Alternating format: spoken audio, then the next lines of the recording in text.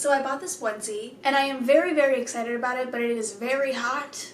Very hot. But I thought I have to wear it for at least one video, just to get my money's worth. But look how fucking cute this shit is. I'm in love. But hey y'all, I am back, and today we are diving back into Nightmare Soup. We finished the first book, so we're going to be reading out of Nightmare Soup 2. I feel like it's been a really long time since I filmed one of these videos, and I personally really like them. I love these stories. They remind me of my childhood. And so, I'm filming another one. Well, I sweat to death, but it's fine. It's fine. We're going to suffer through it because this is literally like the coolest onesie in the entire world. You cannot tell me that this is not very cool, very hip. But okay, let's get started. So the first story says The Dancing Corpse. Grab your bike and follow me. Tim's eyes were wide as he stood on Jimmy's front porch. His breathing was heavy and quick as he beckoned his friend to come outside. Jimmy was standing in the entryway. What's going on? He had seen this look many times before. It usually meant they were going to do something they shouldn't. You just have to see. Come on, hurry before someone else finds it. Jimmy took a deep breath. How many times had he gone on one of these adventures only to end up grounded for 2 weeks or in some other kind of trouble? Are you just gonna stand there or what? Tim asked. I'm telling you, this is something you need to see. Just tell me what it is. No, you won't believe me. Just come on. Jimmy rolled his eyes. Fine, but I swear, Tim, if we get in trouble this time, you're taking all the blame. Remember who had to wash Mr. Spencer's car for 2 weeks because you threw those eggs? Yeah, it was me. This isn't anything like that, Tim shot back, his movements and voice filled with impatience. Okay, let's go. Jimmy hopped on his bike and followed Tim down the street towards the court, a cul-de-sac where all the neighborhood kids gathered to play capture the flag or have water balloon fights. Jimmy could barely keep up as Tim blazed down the street, his legs pedaling frantically. Hey, slow down, Jimmy yelled. Pedal faster, Tim responded. As they reached the end of the street where the pavement opened to a large circle, Tim dumped his bike on the curb and dashed around the back of Danny Fletcher's house. Jimmy was right behind him.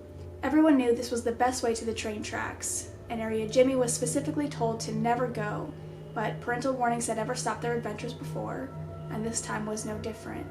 The path to the tracks was almost mystical, something straight from the pages of Huckleberry Finn. A sprawling golden wheat field pushed up against a thick wooded area. Right in between was a slim trail of flattened grass that would lead them to their destination. The last time these two boys had been back there, they stumbled upon an old junkyard, and to a 12-year-old boy, that's nearly the same thing as finding buried treasure. You know how we wanted to build a go-kart? Well, I came back here earlier to find a steering wheel. Jimmy grabbed a large stick and started knocking down the brush at the entrance of the woods. When I was headed back, I took a wrong turn that led to an old bridge by the train tracks. That's where I found it, under the bridge. Found what? You'll see. I'm gonna warn you though. Think of the worst thing you've ever seen, and this is worse than that. Jimmy stopped in his tracks. Wait, worse than the worst thing I've ever seen in my life? Worse than the time Matt Morrison broke his leg and the bone was sticking out of his skin? Way worse. What if I don't want to see this thing? It's not gonna hurt you. Quit being a wuss. Tim continued to knock down wild brush and tree limbs as they followed the path. They soon came to a split, one way leading to the junkyard, the other to the train tracks. Come on, it's this way. The grassy pathway soon turned to dirt as the wood started to thin. Jimmy's stomach knotted up. What could be worse than a bone sticking out of someone's leg? A large maple tree stood at the end of the path, almost like a guardian protecting something. A large X was carved into the trunk. Jimmy didn't know what that meant, but it made the knot in his stomach tighten even more. As they passed the maple tree and exited the woods, the dirt path ran right into the train tracks. Jimmy raised his hand to shield his eyes from the baking August sun, and as he looked down the line of rusted steel, he saw an old abandoned bridge about 50 yards away. The concrete was cracked and covered in faded graffiti. Even out here, the bridge couldn't escape the nocturnal hooligans and their spray paint. You ready for this? A bead of sweat dripped from Tim's forehead as the same wide-eyed glare returned to his face. Let's just get this over with. Jimmy took a couple steps forward, and that's when the smell stung his nostrils. It was absolutely putrid, so vile and rank that his gag impulse kicked in, forcing him to cough and spit on the ground. It was like roadkill mixed with fresh sewage. What is that smell? Tim just covered his nose with his shirt and continued forward. The area under the bridge was bathed in shadow. It seemed unusually dark for how bright it was outside, almost like the bridge was trying to hide a secret. But as the boys stepped closer, that secret slowly revealed itself. A shoe was the first thing Jimmy saw, a black dress shoe, scuffed and faded from the dirt and sun. It was the only thing sticking out of the shadows. As he got closer, his gaze followed the shoe to a pant leg, dress pants, blue, maybe black, he couldn't tell. Jimmy's eyes adjusted to make out a figure hunched over in the darkness, propped up against the wall. He could see a white dress shirt covered in dark, reddish-brown splotches. Was that dried blood? His mind started piecing together the grisly image before him. It was blood. Lots of blood. There was a tie. It was striped and ugly, a stale yellow and dull blue, which led up to a face. A horrifying, nightmare-inducing face. The skin was leathery and pale, almost grayish in tint, but with splatters of yellow, and a specific shade of green that only shows up in thick mucus. Rotting flesh gave way to deep red holes and dried, crusty boils. The area around the lips was jagged and torn, revealing a gruesome, permanent smile, and its eyes were half eaten away, set deep into their nearly hollow sockets. The full image of the corpse finally hit Jimmy, and he immediately fell to his knees and threw up his lunch. That's a dead body. Yeah, I know. Tim still had his shirt up to his nose. We need to call the police or tell our parents, like right now. Jimmy stood up and wiped his mouth. Tim was right. This was by far the worst thing he had ever seen. We will, but I have to show you something first. What else could you possibly show me? It's a dead guy just sitting there rotting. There's blood. He was probably murdered or something. Just watch. Tim pulled out his cell phone and started scrolling through it. I was scared just like you when I first saw this, so I pulled out my phone to take a picture, but my hands were shaking so bad that I dropped it on the ground. Somehow my ringtone went off, and when that happened, I swear, Jimmy, it moved. What do you mean it moved? I mean it moved.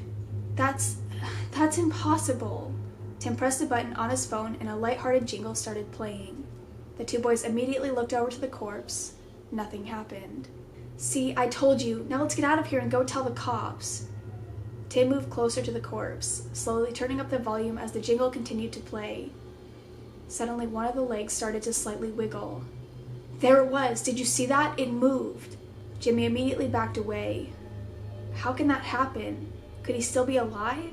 Jimmy, look at him. Does it look like he could still be alive? Jimmy again gazed into the cold, dead stare of the corpse. No, he's definitely dead. The terror gripping both boys soon turned to a frightened curiosity. I'm gonna try playing something else. Tim opened his music app and selected a heavy metal song. The guitars and wailing of the lead singer echoed off the concrete walls. Both legs of the corpse immediately sprang to life, violently jerking and flailing around. Its arms soon followed. The boys ran to the other side of the bridge in sheer panic. Tim turned the music off and the corpse's arms and legs flopped to the ground, lifeless as they should have been. Jimmy had played this game long enough. This is insane. We need to get out of here right now. Just one more time. I need to get this on video so people believe us. Fine. Then we're going straight to our parents. Tim nodded in agreement and walked back up to the corpse. He turned the phone's volume up as loud as it could go and selected a hard-hitting rap song with heavy bass. As soon as the music started, the corpse began to dance again. It was jerking, vibrating, pulsating, convulsing. Its arms and legs jumped off the ground like it was being electrocuted. Tim started moving closer and the movements became more violent. Tim, that's close enough. But Tim ignored Jimmy's warning, again, stepping closer with his phone held out in front of him. Tim, that thing is going to touch you! But Tim kept moving, his gruesome curiosity propelling him forward. Tim put the phone up to the corpse's ear, or what was left of it. At this point, the corpse was shaking so violently that its body nearly danced away from the wall. Every inch was now vibrating and pulsing. Suddenly, the stomach of the corpse started to rapidly expand. Tim knelt down to get a better look as Jimmy screamed at him from the other side of the bridge, "Tim, get away from that thing, now!" But it was too late. The stomach erupted like a volcano, spewing thousands of squirming maggots all over Tim's face and body. More maggots exploded from the corpse's legs and arms and finally from the eye sockets. The maggots writhed and jittered, their bodies pulsed and jerked as loud as the music blared. Tim screamed in horror as they slithered through his hair and under his shirt. Jimmy ran over to Tim and grabbed his phone. The music wouldn't turn off. So he threw it against the wall as hard as he could, shattering it to pieces. As soon as the music cut off, the maggot stopped squirming. Tim was still screaming as he ripped his shirt off and shook the maggots from his skin. The boys backed away in disgust, the taste of vomit filling their mouths as they watched the maggots slowly crawl back into the corpse and continue feeding on its rotting flesh. I feel like that story was so long. Compared to all the ones that we have read before, that one seemed like ridiculously long. But I liked that one. That felt like a no-sleep story in a sense. I really liked that one. And this next one says, the toothache. It really hurts, Doc. I've had cavities before, but this one is something else. Gary applied steady pressure to the left side of his mouth with his hand. Even talking hurts. Dr. Stevenson pulled Gary's medical and dental history from an overstuffed cream folder and flipped through the information. His gray eyebrows were steady and straight, the wrinkled corners of his mouth showing zero sign of emotion. He'd been doing this for such a long time, this was just another run-of-the-mill patient. Or so he thought. Well, let's make sure there isn't an abscess or something in there. You're probably right, though, just a nasty cavity. Lie back and let's take a look. Gary sat back as the seat automatically reclined. He was a younger guy, early 20s, but he looked a bit older. His mouth was already full of silver and gold fillings because as much as he tried, he couldn't put down the soda and junk food. Dr. Stevenson snapped on his white latex gloves and turned on that annoyingly bright light that hovers just above the patient's face. Soon, the dental assistants and their rolling chairs wheeled over to Gary's side, ready to start the exam. Gary hated this part. They would soon be prodding around his mouth, poking, scraping, and digging with their little metal tools. They would drill his teeth with that gross, crunchy toothpaste and use that little suction mechanism to slurp up the spit coming out of his mouth. And eventually, he would get lectured about how he didn't floss enough or how he should stop eating junk food. But first, they had to address this horrific pain. It seemed to originate in one of the back left molars, and whenever Gary moved his mouth, it sent a wave of pain radiating through his jaw and upper neck, like a pulsating electric shock. Okay, Gary, let's see what's going on. Say ah. Dr. Stevenson leaned in with his little magnifying tool. Immediately he saw a gaping hole inside of Gary's second-to-last molar. It looked like the tooth had decayed far into the gum line and went deep down to the root. Yep, there she is. That's a big-time cavity. Looks like it's starting to form an abscess as well. That probably explains the radiating pain and swelling. To be honest, we might have to pull the tooth. Seriously? It's a possibility. Let's get you over to the x-ray machine, and that will give us a better answer. Gary got up and trudged over to the x-ray room like he had several times before. It was the same old song and dance. Put the heavy plastic bib on, bite down on those plastic things, and let the x-ray machine do its work. After about 15 minutes, Dr. Stevenson walked in with the x-rays. The stoic, emotionless expression on his face had just a hint of curiosity. You could tell because his eyebrows were ever so slightly turned up. Okay, Gary, hop back into the exam chair for me. What did the x-ray show? Well, I'm not exactly sure. I need to check inside the cavity, so I'm going to numb the area before I start digging around in there. Wonderful. Gary rolled his eyes sarcastically. Again, the dental assistants wheeled over and Gary reclined back and opened his mouth. Okay, you're going to feel a slight pinch. Here it comes. Dr. Stevenson injected the surrounding area with numbing agent and then grabbed a small needle-like tool to insert into the rotting area of the tooth. So, when we checked the x-ray, it looked like there was something lodged inside the cavity. Like what? Gary mumbled. That's what we're getting ready to find out. Dr. Stevenson carefully stuck the instrument into the rotting hole and slowly moved it around. Almost immediately, Gary felt a strange vibrating sensation. He then looked down to see something that startled him. Dr. Stevenson's eyes were as wide as could be. His gray eyebrows pointed up to his forehead and his nose was wrinkled in disgust. I think I'm going to be sick. One of the assistants immediately stood up and ran away. What's wrong? Gary asked. I'm not sure how to tell you this, Gary, but there's, Ouch! Gary screamed. The vibrating inside the tooth suddenly morphed into a sharp pain, cutting right through the numbing agent. Ow! Ow! Gary began screaming. The pain was like razor blades in his mouth. Something was crawling out of his cavity. He could feel it squirming and writhing as it pulled itself from the rotting hole. Pus and blood started squirting out as Gary felt little legs grasping onto his tongue. And then here's actually the picture it shows us now, so I'm going to show you now. Dr. Stevenson sat back in horror. As Gary continued screaming, a 6-inch centipede soaked in blood emerged from the cavity where it had been living. It quickly scurried into Gary's chin and down the side of his face. It then dropped down to the floor and in the blink of an eye darted into a small crack in the wall. Gary never ate junk food again after that day. Author's note: centipedes, millipedes, and other creepy crawlies love dark, moist areas, so it's no surprise they have been found living in human ear canals, nasal passages, and other body cavities. Some even burrow inside your skin and lay eggs. A fact that is sure to make your skin crawl, quite literally. Fuck that. Fuck that. I hate when the stories have like a slight chance of being real. Oh my god, that makes them a million times worse. Okay, and this next story says, skin soup. Hey, excuse me, miss, I'm talking to you, said a greasy, heavy-set man. Katie rolled her eyes as she walked past the booth. Then she took a breath, forced a smile, and turned around. Yes, what can I do for you this time? I'm sorry, but this chicken noodle soup is just unacceptable. It's not hot enough, and it tastes like the cheap stuff you buy at the value market. I thought this was supposed to be homemade. It is, sir. Well, can you have the cook try again? Surely he can do better than whatever this is. Sure thing. We'll get another bowl out to you as soon as possible. Tell them not to use as much salt. My dog wouldn't even eat this. Katie grabbed the bowl and walked back to the kitchen. I hate to do this to you, Johnny, but the guy says he wants another bowl of soup. He says this one's too salty or not hot enough, it doesn't taste right, something like that. What? This'll be the third one. Johnny threw his arms in the air, frustrated and tired. He was a skinny, middle-aged man with a quick temper. He was also the owner of the struggling diner. You and I both know there's nothing wrong with that soup. Everyone loves my soup. I swear, some people make it their mission in life to be jerks. I've been serving this guy for over an hour. Can you give it one more try? I really need the tip money, even though I doubt this guy is much of a tipper. Katie was a college student who needed every dollar she could make. She was pretty, but always looked a little run down from being overworked, studying too much, and not getting enough sleep. Yeah, I'll give him one more. Guy thinks he can come in here and insult my food. It's almost closing time. I'm tired and ready to go home. Here you go, Mr. Food Critic. Johnny poured another bowl of broth and noodles and then added some different spices and vegetables. It smelled and looked fantastic. And one more ingredient. Johnny peeled a large sliver of dry, dead skin off his nose and dropped it into the soup. You're not seriously going to serve that, right? I certainly am. I'm the boss, and I'm not making another bowl. This guy deserves it. He's one of those people who thinks servers and cooks are just slaves that can be ordered around. Katie looked at the soup for a good 10 seconds, trying to decide what to do. Fine, just because I'm ready to go home.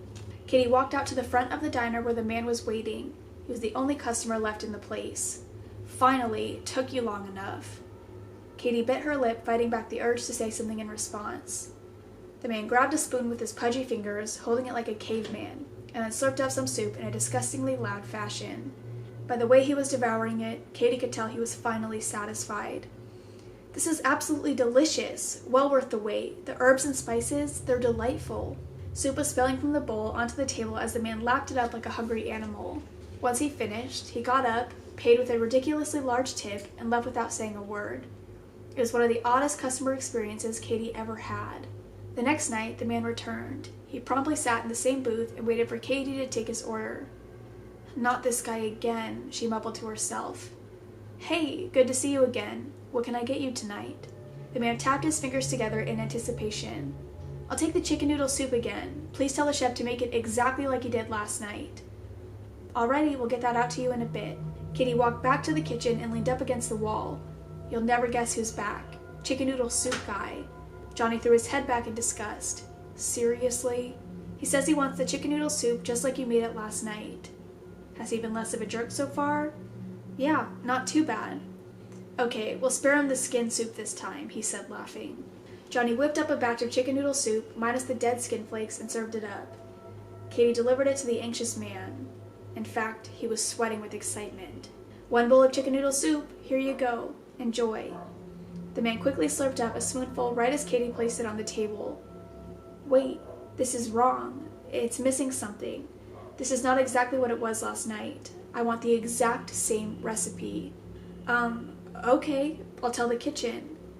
Katie placed the uneaten bowl of soup in front of Johnny, unsure of what to say. Seriously? He's sending this back again? He says he wants it exactly like it was at the end of the night. Frustrated and insulted, Johnny nodded his head slowly. This guy wants the exact same thing, huh? That's fine. I'll give him exactly what he wants. Johnny scraped some dead skin from his forehead and sprinkled it into the soup like it was table salt. There you go, serve it up. Katie brought the bowl to the man in the booth. He quickly tasted it, looked at Katie with a large, jagged smile, and drank down the soup in a matter of seconds. Yes, delicious, marvelous. He then immediately got up, paid with it another extremely large tip, and left without saying a word. The man came back every night for 2 weeks, and each time he brought along a friend who was just as odd and equally as rude. Soon the diner was packed every evening with these strange customers, all demanding the special chicken noodle soup. Something was seriously off about these people, but business was better than ever, so Johnny gave them exactly what they wanted. Katie knew it was wrong, but the tips were so incredibly good, she ignored her conscience. Then, one night, Katie walked back into the kitchen and noticed Johnny rubbing some lotion on himself. His arms, face, and neck were raw from peeling off skin. He was using himself like a human cheese grater. Johnny, this is insane. Look what you're doing to yourself. And then here actually is one of the pictures, or the picture, I don't think there's multiple. Johnny hung his head for a moment. I know, this is crazy, but the business was so good, I just couldn't stop. Katie walked towards the door. I'm going to tell them the soup is no longer available. They can order something else or leave. Katie walked out into the crowded diner where all of the strange characters were anxiously waiting. I'm sorry to disappoint you all, but we will no longer be serving the chicken noodle soup. I'm very sorry, we're out of special ingredients. The customers started yelling and screaming. The original chicken noodle soup man stood up, his eyes fiery and intense. You don't understand. We need our soup. We need it now. The customers continued to scream and yell. Johnny could hear everything from the kitchen. His temper started to rise, and a couple seconds later he completely lost it. He burst through the door and yelled at the top of his lungs. It was skin. My skin. The secret ingredient you love so much was my gross dead skin sprinkled into your soup. How do you like that? You come in here every night rude and demanding, treating my waitress horribly. Yeah, you tip her well. So what? It doesn't mean you can be complete jerks. No more soup. No more skin soup. You can all leave now. Goodbye. But all the customers just sat there silently. The chicken soup man stood up. His stare was cold and unnatural. Wait, it was your skin that tasted so good? So delectable? Johnny looked around in confusion. Yeah, I guess so. You can all leave now. Sue me, do whatever you like. I'm done with the restaurant business. Please leave. The man took a step forward and started to drool. It made the soup so savory, like a rare spice. It was delicious, magnificent, a wondrous journey for the taste buds. I must have more. And look, everyone. Look at all that delicious skin he still has. Johnny took a step back. You're creeping me out, man. I know what I did was horrible, but the restaurant is closed. There's the door. The chicken soup man took another step forward as all the other customers silently stood up, each one of them salivating and biting their lips. But we can't leave. Oh no. We're still hungry, and there's so much of that succulent, tasty skin to go around. Enough for all of us. Katie realized something horrible was about to happen as the diners lumbered toward Johnny like zombies. Suddenly, the chicken soup man rushed forward with a ravenous, gut-wrenching scream. The other customers sprinted right behind him. Johnny tried to go for the back door, but there was too many of them. Katie stumbled out of the front entrance, screaming so loudly she almost popped her own eardrums. She fell hard on the concrete of the parking lot and looked back to see the diners devouring Johnny, feasting on his skin like a rare delicacy, and smiling like it was the best meal of their lives. She sprinted down the road looking for help, the sound of Johnny's horrific screams fresh in her mind, as well as the stench of hot, savory chicken noodle soup. These ones are much longer than the first book. The first book, they were like a page and a half, maybe 2 pages. These ones are pretty long, so I'm only going to read one more. This story is called The Death Clock. Well, looks like I'm going to die in about 70 years from a heart attack. I'll be 87 then. Brian looked up from his phone and smirked. Mine says 94 from natural causes. I can live with that. Kate smiled and looked to her friend Chris.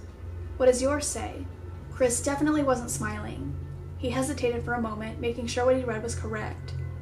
It says I'm going to die tomorrow, that someone named Jack is going to kill me.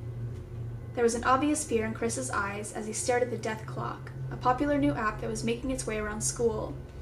Oh, Chris, it's a dumb novelty phone app. It can't actually tell the future. I know, I just wasn't expecting it to say I was going to die tomorrow. Like I said, it's a stupid app. They make this stuff so people will click on the ads that pop up. I'm not actually worried, it just kind of creeped me out a bit, that's all. Is that why your skin is all pale?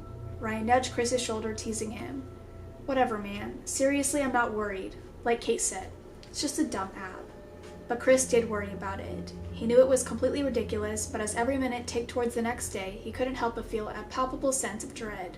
That night he couldn't sleep at all. He was just lying in bed watching the hands of the clock slowly inch towards 12 a.m. What if someone named Jack breaks in and murders me in my sleep, he thought to himself. But as midnight finally arrived, 5 minutes passed, then 10, then 20, and Chris started to relax a bit. What am I doing? This is stupid. It's a cheap phone app. He then closed his eyes and drifted off to sleep. The next morning, as he was driving to school, Chris felt a violent jolt and a loud thud come from the right side of his car. Did I just hit something? He pulled over to the side of the road and put on his hazard lights. A truck soon pulled up behind him and the driver stepped out. "Hey kid, you need some help?" A rough-looking middle-aged man with a dirty, ragged baseball cap walked up to Chris's car. "You hit that pothole pretty hard back there. I was right behind you. The town really needs to fix that." "Yeah, I just didn't see it. I think I may have popped my..." Chris's voice trailed off as he glanced at the man's shirt. It was a maintenance uniform with the name tag Jack sewn on. Chris's stomach dropped and twisted. I think I'm fine. I don't need any help. Thank you." "You sure? Looks like you might have bent the rim on the passenger side." "No, I'm good. Thank you anyway." "Okay, kid. Well, have a nice day." The man walked back to his truck, got in, and drove on down the road. Chris immediately let out a sigh of relief. He stepped outside the car and walked around to the passenger side. The tire was torn to shreds. "You've got to be kidding me. What a great way to start the morning." Chris walked to the back of the car and popped the trunk. He grabbed the tire iron, a couple other tools, and the spare, and immediately got to work. As he propped the car up, he noticed a piece of asphalt lodged into the undercarriage. He tried to reach it from the side, but his arm couldn't reach all the way, so he crawled under just a little bit to try and wedge it loose.